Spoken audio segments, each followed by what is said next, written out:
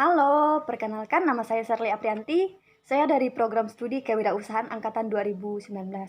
Nah, pada kesempatan kali ini saya akan membahas tentang materi etika internet. Ada 4 poin yang akan saya bahas di sini. Yang pertama, apa itu internet? Yang kedua, sifat-sifat internet. Yang ketiga, manfaat internet. Dan yang keempat, dampak dari internet. Revolusi dalam komunikasi sosial dewasa ini mencangkup lebih daripada hanya revolusi teknologi. Pembentukan kembali unsur-unsur mendasar yang dengannya orang-orang memahami dunia sekelilingnya dan membenarkan serta mengungkapkan apa yang mereka pahami. Internet memasukkan manusia pada era keterbukaan. Harus kita akui bahwa terjadi persoalan moral atau etis dalam internet. Sebagai seorang mahasiswa yang mengikuti mata kuliah internet, perlu kita ketahui bagaimana cara kita memahami dunia internet. Nah, apa sih itu internet? Menurut gereja, internet dipercaya atau diakui sebagai penemuan teknologi yang mengagumkan. Gereja juga menganggap internet sebagai suatu rahmat dari Allah atau suatu hal yang baik. Terdapat beberapa sifat-sifat internet. Yang pertama, bersifat instan. Internet bersifat instan maksudnya yaitu dapat diperoleh dengan mudah. Hanya dengan membuka Google, manusia dapat menemukan berbagai hal, mulai dari hal positif hingga negatif. Yang kedua, internet bersifat seketika dan mendunia. Internet bersifat seketika dan mendunia maksudnya yaitu ketika kita menggunakan internet dan ingin membagikan informasi, ketika kita mempublish informasi tersebut, maka dunia bisa melihat informasi tersebut dalam sekejap. Yang ketiga, internet bersifat terdesentralisasi. Internet bersifat terdesentralisasi maksudnya yaitu internet menjadi pusat dalam berbagai hal. Internet menjadi salah satu kebutuhan manusia dan menjadi pusat manusia dalam melakukan berbagai hal. Yang keempat, internet bersifat interaktif.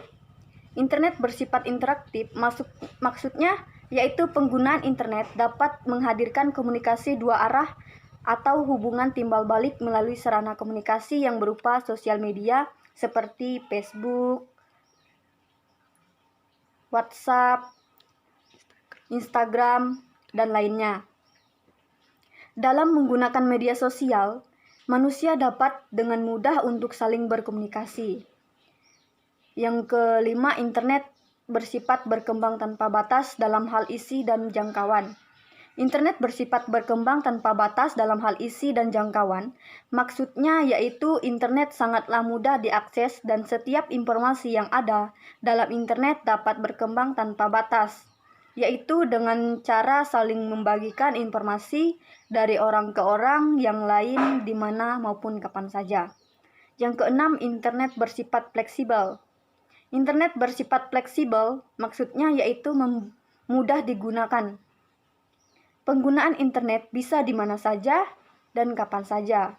Selain itu, penggunaan internet sangatlah mudah digunakan dan mudah untuk diperoleh. Yang ketujuh, internet bersifat adaptif. Internet bersifat adaptif maksudnya yaitu mudah menyesuaikan diri dengan keadaan. Internet digunakan untuk pertumbuhan kehidupan manusia dengan tujuan yaitu sebagai berikut. Ini adalah ada 2 manfaat internet. Yang pertama, mendorong perkembangan dan pertumbuhan umat manusia. Dan yang kedua, untuk pembangunan masyarakat tingkat lokal, nasional, dan aspek solidaritas. Dampak dari internet. Di dalam kehidupan manusia, kita seringkali menyalahgunakannya. Salah satunya adalah penyebaran berita palsu, hingga muncullah persoalan etis apa yang terjadi dan penilaiannya. Apa yang palsu tentang cerita palsu? Perlu kita ketahui, informasi palsu yang tidak berdasarkan data atau memutarbalikkan data untuk menipu atau mencurangi baik pembaca maupun pemirsa atau pendengar. Penyebaran informasi sesaat secara daring atau biasa disebut secara online, serta melalui media tradisional.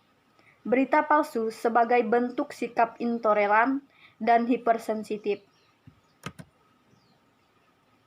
Nah, bagaimana cara kita untuk mengenali berita palsu? Yaitu upaya mencegah dan mengidentifikasi cara informasi sesaat bekerja dengan cara mengembangkan atau menerapkan proses discernment mendalam dan saksama. Tidak ada informasi palsu yang tidak berdampak buruk. Penyebabnya adalah keterpurukan. Kesimpulan dari materi yang telah dibahas adalah di mana dalam perkembangan zaman di masa sekarang menuntut kita untuk dapat ambil bagian dalam perubahan revolusi dalam komunikasi untuk dapat memahami dan membenarkan apa yang ada di hadapan kita. Dalam dunia etika internet, sebenarnya memudahkan kita dalam melakukan komunikasi dengan sesama, terutama dalam membangun tatanan sosial masyarakat yang sejahtera. Namun, seringkali media internet ini membawa dampak buruk bagi kaum remaja dengan menyebarkan berita palsu hingga dapat merusak norma-norma yang berlaku. Oleh sebab itu, sebagai kaum intelektual yang hidup di dalam kelompok atau organisasi, terutama bagi seorang mahasiswa, untuk dapat menghindari penyebaran berita palsu, kita perlu datang, duduk, dan mendengarkan. Baiklah, sekian materi yang dapat saya sampaikan. Apabila ada kata-kata yang salah, saya mohon maaf. Semoga materi ini bermanfaat bagi kita semua. Saya ucapkan sekian dari